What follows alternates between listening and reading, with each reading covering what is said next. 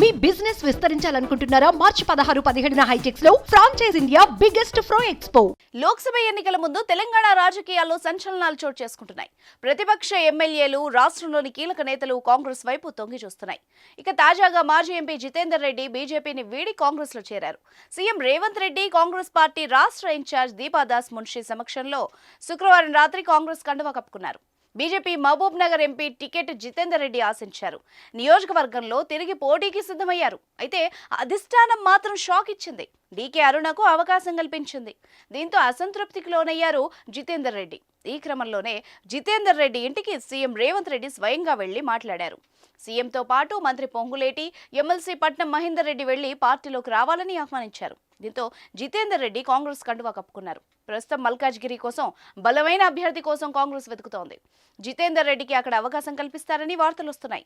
అది కాకుండా మరో జాక్పాట్ కూడా కొట్టేశారు జితేందర్ రెడ్డి. ఆయనకు కేబినెట్ హోదా పదవిని కట్టబెట్టింది. పార్టీలో చేరిన వెంటనే ఢిల్లీలో ప్రభుత్వ ప్రత్యేక ప్రతినిధిగా జితేందర్ రెడ్డిని ప్రభుత్వం నియమించింది. ఈ మేరకు చీఫ్ సెక్రటరీ శాంతికుమారి జీవో జారీ చేశారు.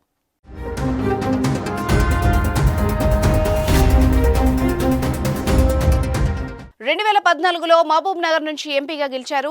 బీఆర్ఎస్ లోక్సభ పక్ష నేతగా కూడా ఛాన్స్ దక్కించుకున్నారు. ఆ తర్వాత బీఆర్ఎస్ పార్టీని వీడి బీజేపీలో చేరారు. గత ఏడాది జరిగిన అసెంబ్లీ ఎన్నికల్లో ఆయన కుమారుడు బీజేపీ ఎమ్మెల్యేగా నిలబడి ఓటమి చవిచూశారు. మహబూబ్ నగర్ నుంచి పోటీ చేసిన మిథున్ రెడ్డి ఓటమి పాలయ్యారు. ఎప్పటి నుంచో జితేందర్ రెడ్డి బీజేపీ వీడతారని ప్రచారం జరిగింది. బండి సంజయ్ స్టేట్ చీఫ్ గా ఉన్న టైంలో తెలంగాణలో బీజేపీ మంచి స్థితిలో ఉందని, కానీ నాయకత్వాన్ని మార్చడంతో పార్టీ ఇబ్బందులు ఎదుర్కొంటున్నామని పలుమార్లు విమర్శించారు. కిషన్ రెడ్డి నాయకత్వంపై ఆయన అసంతృప్తిగా ఉన్నారు.